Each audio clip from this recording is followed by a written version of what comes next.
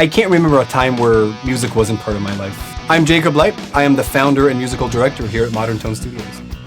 I've been studying music for 25 years. I always wanted for music to be my job. It was never like, you know what, I'll either do music or I'll be a fireman.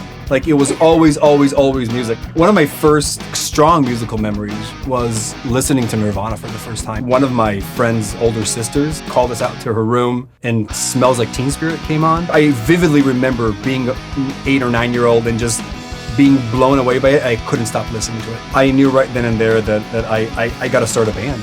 So that led to trying out guitar. I would just spend hours and hours sitting in my room learning records. And then one day I realized that if I used the dual tape deck that my parents had, I could bounce track back and forth between the two tape decks.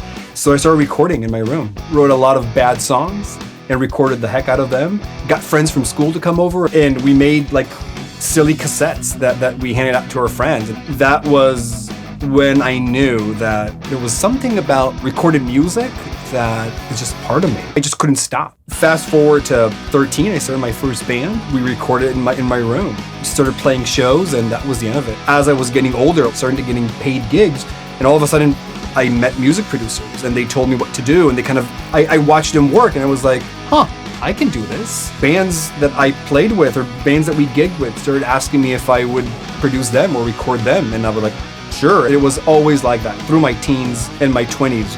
Always either stage or studio. I love everything about working at a studio and I love everything about developing artists. Young, old, experienced, inexperienced.